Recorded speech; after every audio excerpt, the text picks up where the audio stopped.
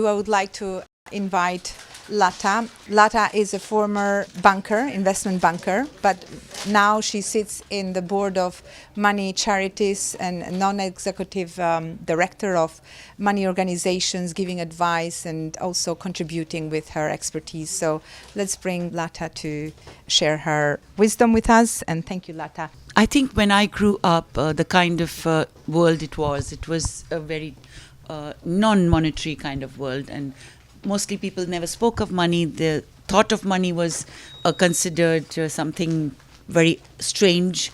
Most people dealt with money, but they wouldn't say what they were making or what they are doing with it, or what money was to them was not a topic for conversation. Opportunities were also different. When we took jobs, we didn't have as much of money based in the job, but we had jobs which had a lot of, let's say, perks or extras around it. Whereas today we have jobs which are very seriously focused on money. The whole world seems to have woken up to the thought that having money or talking about money, making money, doing something with money is all very nice and very interesting, and that's what also making the world go round in some ways. So we can have conversations now which are to do seriously with money itself. Money in itself, we say, oh, what do we need it for? We need it for basic stuff, we need it for extra stuff, we need it for luxury stuff, we need it for stuff to even give around, throw around. We need sometimes money to make more money. So that is essentially... Sorry? It's like the air we breathe. Yeah, perhaps, yeah. And the new, what we call royalty in the world even, has been described in some places as people with the most money.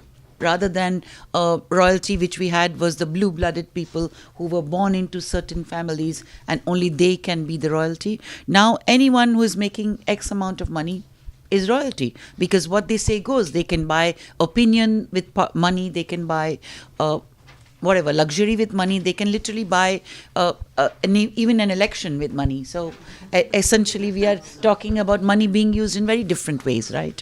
So, but what is money really? What do we do? I mean, how can we earn it? How can we look for it? Literally you can earn money now in any way you like. The most basic things we used to do earlier, which we just considered as work, or we thought these are like support functions, let's say, support work to somebody who was earning the money, is today something we can earn money for itself. You know, if we are, let's say, running a household, we can earn money for that. We can be a housekeeper and earn money for that. We can bring up children, we can bring up our own children and earn money for that. There are women who charge for bringing up their own children, saying, I'm spending so much of money. It is called opportunity cost of money. That is the time I can spend doing other things which will give me a salary. Instead of that, I'm sitting at home and, let's say, bringing up children. So I need to be paid for that. So I'm going to charge £7,000 to bring up 3 children over whatever, 2 years, 3 years, 5 years, whatever it takes. So you can earn money literally for anything. You can run, let's say, a kitchen to support somebody who is earning money, things like that.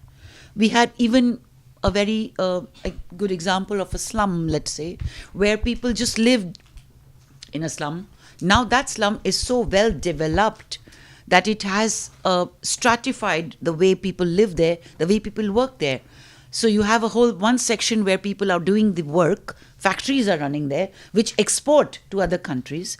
And the other section is where people are living and they are supplying support stuff. So you have people cooking meals, not just one kind of meal, but several kinds of meals, and delivering it hot to all these people who are doing work here for money, which you would earlier say, oh, I was just supplying lunch. And you don't charge for that because that's just lunch. But now you charge for it and you get money. The thing is, what do you do with that money? Okay, you have found all these ways of earning money. What do you do with it? You can have it for itself. People like money in the bank, saying, oh, I got $1 million. That's my money. But if you have $1 million today, you won't have $1 million tomorrow, because there's something called inflation, which is eating your money. So you need to do something to it to keep that million as $1 million or increase it. You have to invest it somehow. You can invest it in the most easy things, most difficult things. It's not rocket science. It's just finding something which will make that money grow. or stay the same, not diminish essentially. So you don't want that money to go down. Once you've worked so hard to earn it, you want to increase it. You don't want to say, oh, I had 100 yesterday, but today I have 90 and I'm happy with that. You can't be happy because you've done nothing to make it 90. If I've spent it on something with that 10, I'll say, okay, I have 90 plus 10 of that. But I have not done anything to that. It's just inflation has taken 10 of it away. So I need to keep doing something. How do I start investing? It's not difficult. You find something you like. Essentially, it has to be something you like. It could be anything you like. People like art, people like travel, people like helping others. People even just like lending. I can say, okay, I'm just going to be the money lender. I'm not going to do much. I'm going to find 10 people who want to borrow money. I'm going to lend it to them. I'm going to charge interest. And that's how I make money. Simple, very, very simple model. And it works because you can just find 10 friends of yours who want a small loan from time to time and they will pay you back. But the essential thing is to do your research. You can't say these are 10 friends because they can easily walk away with money as well. Isn't it? Most people do that. They take your books. They never return them. I wouldn't lend my phone to anybody because they will not return it. So I won't lend anything. My clothes, my shoes, anything is open for lending. My jewelry, it's all open for lending, but only if it's returned. But money is different because money you can make it work for you. So you charge for giving this money to somebody. If I'm giving somebody 100, I'll say, okay, you give me 105 back. I'm not going to be crazy and say, give me 140 back, which people do it. In small towns, villages, that's the problem. And I help women with the working around that as well. I can tell you about that as a project. But we need to find things which we are comfortable with. We need to find things we like and do that. Because if we are doing something with money which we like, that's the easiest way of earning money. It's like going to a job which I like. If I'm going to a job I don't like, I'm going to be dragging my feet every single day. And I'm going to be getting there and I'm not going to like it at all. I would be waiting to leave every single day. The same thing with even making money. Even if I'm making a very good rate of money, if I'm not liking what I'm doing, it's still going to be hard work. Because I still have to keep on top of something and I don't like it. So essentially you have to like what you do. So find something which you like. Any possible way of making money, it's an easy thing. But do your research, do entirely good research on it. If you don't know something about it and you find people around you are being old world and not wanting to discuss money with you, which is possible. People, even today, I have met people who don't want to talk money with me, even though I've worked in investment banking, I don't know, more than nearly 30 years now. So that makes it very difficult. So I say, okay, I don't want to talk. You don't want to talk to me. It's fine. I'll find somebody who does. And you can, right? You can always approach people like me. I mean, speak to me, ask me. As long as you don't keep asking me all the time, I won't charge you for it. But I might choose to say, okay, thank you for asking me 20 times. Here's the bill, But yeah, you can do that. And that's not wrong because you are giving your expertise there. And that is something chargeable because I have acquired this expertise by sheer hard work. Nobody gave it to me on a plate. It has come to me with hard work. So if you've got something with hard work, you don't always give it for free. You can give it for free. You can choose to do that. But that will be your choice. Or you can make money on it. Something simple. Make it an idea. You have a bunch of paintings. You can then lend them out to galleries and say, okay, I'm going to give you my painting. You can hang it there for a month or a year or whatever. And this is the money you'll pay me for that. Possible. You have a bunch of handbags. You lend them to people saying, you can use my handbag, you can walk around with Hermes and you pay me for that, Why not? Because it is very expensive. You know what it costs. So, and somebody wants to walk around with that. I can't be bothered. So go for it, Things like that. So don't think any idea is too big, too radical or too like, oh my God kind of thing. Any idea makes money. There are people, which is why the guys who make the money actually make it because they don't think that this idea is too big or too small. They think this idea is great and I don't mind trying it. Another thing, don't be afraid to try because even if you don't, and try small so you don't lose something big and don't live to regret it. So you try something small and you'll be happy with not making too much or making a loss, or you'll be ready to move on if you think, oh, this is too complicated. There are some things which I didn't think of. which I need to think of or need to work with. So that works as well. So that is essentially what we need to do with money. And yeah, unless you go out there, overcome whatever obstacles in your way, fight it out, you won't get it. Nobody's going to come and give it to you unless you can find a rich relative to leave you their money. It's not going to work like that. And you will find as you go along, it gets easier and easier. As you make the money, you find more ways of making money and more ways of investing it. Now that you've made the money, you've made the pile, what do you do with it? Like I said, you could also give it to people who are less able to make that money. Less fortunate, less able, you can call them anything. Or there is sheer change in circumstance the moment you move from a town to a city and from a city to a village. The circumstances are totally different. There are women or men in a village who just can never have the access. And that's a fact. So if you're going out there and you're going to change their lives, the impact you have on their lives is enormous. Now, if let's say, I'll give you some numbers. We started a project, rural women entrepreneurs mentorship for them. So, right? Let's say we spoke to 1,000 women. Of them, 200 people said, okay, I'm going to come and join this mentorship. Mentor them for whatever, 6 weeks, 8 weeks. 55 of them have started businesses which are running. They want to expand. So think on sheer numbers. What is your impact? Now that village or town or whatever, that bunch of villages has all these women who are earning. And the moment they earn, they change the mindset. Even if they have domestic violence, they're getting beaten every day, they have alcoholic husband, whatever it is, they are able to better cope. None of them wants to leave that village mind. They want to stay there. It is their home. They want to be there with their relatives and friends. They want to live there and they want to live well. So the moment they have financial support of their own making, which is called financial independence, their way of approaching life becomes totally different. And you lift the economy, you lift the town, you lift the village, you lift the country basically as you go along. It's not women versus men. There are enough women who are alcoholic and abusive and whatever. You know, there are enough stories of husbands who are getting beaten up by wives who take all their money from them. It's possible. Or they go and spend it on whatever, shopping or whatever. There are enough stories of both types. It's just that in the rural situation, it is more the women who are at the lower end of the scale at the moment. But we can change that. So you can choose to do that with your money as well. It's a choice. It's not like you have to only spend money. You can just give your time as well. So there are many things you can do. So basically, you have to learn to own it. Own the conversation on money. Say, I don't mind talking about it. I don't mind making it. And I don't mind charging for it. Do that. Yes?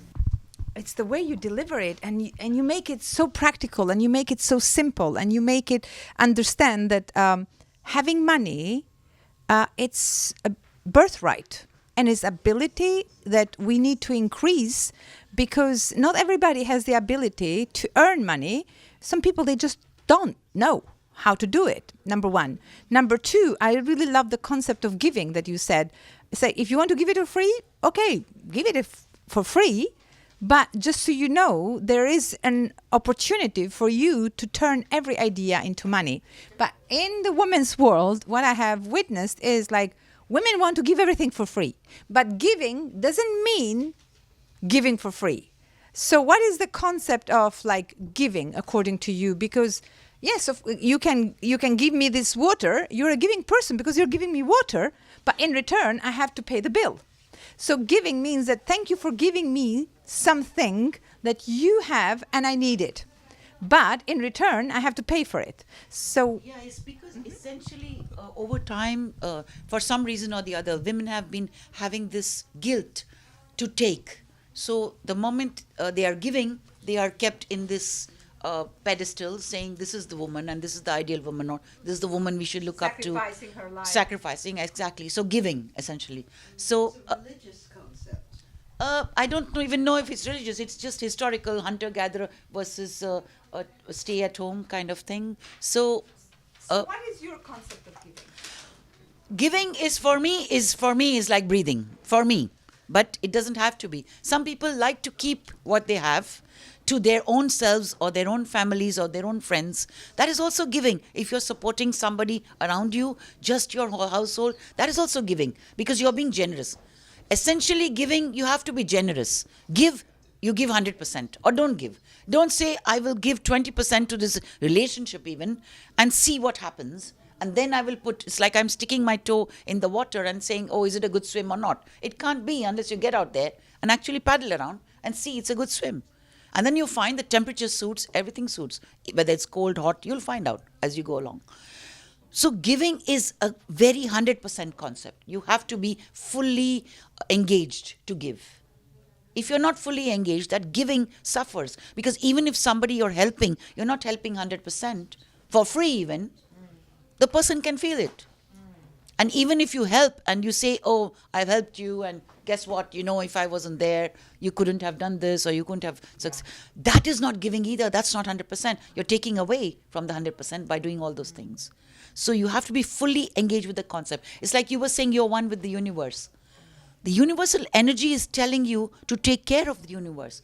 It's not telling you not to take care. So when you're able to, I think you should. If you're not able to for any reason, that's fine too. But the moment you're able, you have to kick in that giving cycle. I was going to say that I come from an environment where we give a lot. But now when I look back, I feel that when we give without balance, we create dependence. So in a sense, you get to a point where you realize that the people that you're giving to, they start 100% dependent on you without learning any skills. So now I would say that giving with a balance, like do they deserve it, being selective, do they have the potential, and are you giving them to create a future leader, or you're giving them to create somebody who don't want to make an effort? We can be the leader, I can be the chairperson and say, I'll do everything and I will help everybody and take all the decisions and everything. I don't create any next level then. So giving, when I say giving, you have to be 100%. It's not giving randomly. You have to see who you're giving to. You are seeing what you're giving and do they really need it? Can they stand on their own feet? It's like giving a person a job instead of giving them money for free. We don't lend, I'm not in support of lending to these women who are really, let's say, below the bottom of the social ladder because they are that much in need. But even to them, I won't say giving money for free because they'll just take the money and say, now give me more. I want them to earn it. So we give them money only at an interest. They have to pay the interest. They have to pay the principal back. That is money. Now, even if you're not talking money, even if you're not talking help, just word of mouth or anything, you have people calling you day and night for help. Why would you keep on doing that? You are being used then. That's not giving. That's just being used. And that is, the use is comes before abuse then. Because that people will expect you to be around all the time and you don't have to be, right? So those lines you have to draw. But I'm saying giving in the concept of somebody who needs it, somebody who doesn't have it, somebody is not going to get it, and you have the capacity to help. That is the giving I was talking about. I'm not talking about families or friends who are perpetually, they're parasites, clearly, right? Because they are sitting for you, waiting for you to help them for everything. Doesn't have to be big or small. That is being used. That's a different concept. You don't get used. And as you go along, maybe when you're younger, you don't understand the difference between approval and being used. You think people are being nice to you, you will get approval by doing what they tell you. And people do that as well. Even I have done it when I was younger. I would think, oh, everybody's being nice to me because I'm doing all these things. So I'll do more of them, and I keep doing more of them. But I'm on this treadmill, I better get off. Because at some point I'm going to collapse, right? Because they are only using me. That is something we have to deal with. And the younger we deal with it, the better. So, for instance, when my children were very young, I started to talk to them the concept of being used. I say, even if I ask you for help, you have to see, does she need it, or am I just going to do something which she is being lazy enough and not doing herself? Clearly, I can't be sitting on a couch and saying, fetch me a glass of water just because my child is around. Doesn't work, right? Because the child will expect me to do the same thing. And I won't do something which I won't ask them to do something I won't do. That is being used. There's a difference. So always make that distinction when you give. Thank you, Lata. You know what? This is so informative and your energy is lovely. Actually, I'm just touching on just something that you've just said, which was kind of going around in my mind, which was about educating children. So what would be, you touched about educating them about the giving and not being used, but what are 3 other valuable lessons that you could give us that we could then impart on our children? Teaching children, essentially, you teach them everything you know. I want to teach them everything I know, and I want to teach them quickly rather than later, because I don't know if I'll be able to do it later. That is one thing. Apart from that, I would say teach them about money, for sure. Let them handle money, know money. Don't say, I won't talk about money. You don't have to talk about, oh, I bought you a £1 million house. No, you don't need to tell them that at a very young age. But as they grow, it's like let's say you start with a blank canvas. And then you start filling the outline. Then you start filling a bit of color. Then you start putting nuances into it. That is how you talk to the children. You talk to children about everything. Like, for instance, I talk to them about, let's say, sex. And I say, okay, at a very young age, you say, you do have, bullying in school. Sometimes it's quite a boy versus girl, clearly, even at that age, because you can see some parents egg their kids on, saying, oh, you can't have a girl play better football than you got to beat her up, because she's a girl and she better learn how to get beaten up. Things like that. So you have to teach them these skills too. All these are skills. This is what we fail to do in our society, and it's been done on purpose, not to teach children about money, not to teach us about money. It used to be when we were growing up. We never spoke about money in our house. It's still going on. Yeah, We yeah, teach yeah, children yeah, yeah. about how Yeah. money works. Well, now we're not. And not only teach them, make them handle it. Make them handle small amounts. Like if we go on holiday, I'll say, okay, you can buy yourself a gift for £5. This is your budget. It doesn't matter if I have 1,000 in my pocket. Give them only 5. And let's see what they come up in the 5. Let them go around the store and find something in that 5. You're sure they definitely will find it. Like we go to Disney and say, okay, each of you we are going to be there for 2 weeks. Each of you has $100 each. I find my children didn't spend that $100 for the whole 2 weeks, because at the end of it, they wanted to see what they get, and what they got was actually something that lasts. It goes over. And the delayed gratification is something they learn beautifully. The younger they learn it, the better. Delayed gratification is if you have this much today, 1 chocolate today versus 5 chocolates tomorrow. Simple. 5 chocolates next week. 5 chocolates next month. They understand it perfectly and they play that beautifully. So you'd say, I'll give you £1 today versus £10 next month. You can be sure they wait for it. And they know how to handle it then. So don't hesitate. Actually, everything is open. I won't say 3 things. I say, teach them everything you know. Because it is coming. Let's say if I have children, I had children when I was, much older. But if you have children, let's say at 30, that is 30 years of experience you are imparting to them. Literally for free. So why would I hesitate? Every single thing I know, literally. Confidence comes from knowing yourself. You have to know yourself. Like if you're saying how to make money, how to live life, how to grow up, how to bring up kids, all that is part of you, yes. But before that, I need to know myself. And the more I know myself, the more, like we talked last time, the more I respect myself, that will give me the power to speak, do anything. Even if I'm not doing something substantial or something that makes a huge amount of money, it might be paying me very minimal. Sometimes it's even for free. I'm doing voluntary work. Even that will give me confidence. If I know myself, if I know who I am, what makes me who I am, that's a journey. I think for me, it's an absolute must. You should know yourself. You should know what makes you happy, what makes you unhappy, what makes you angry, what foods you like, what foods you don't like, what clothes you like, what colors you like. You should know that about yourself. Some people, the moment you enter the room, you're like, oh my God. Some people, the moment you enter the room, saying, wow, oh my God. So that is the difference you have to know. And that is not something about them or you. It's just the energies you have around yourself and the energies they have around yourself. It's just your energy reacting to their energy. Nothing personal. But it can happen. It's not like I'm going to like everybody in the whole world. It's not possible. Even though we are different and we say, we should celebrate how diverse we are. We are diverse. And I would love to be diverse from somebody else. Otherwise, everybody will have groupthink. We'll be agreeing on everything. That doesn't work either. So we have to know who we are first. And then we can conquer the world. And might I add, love ourselves. Yes, respect for me comes before love.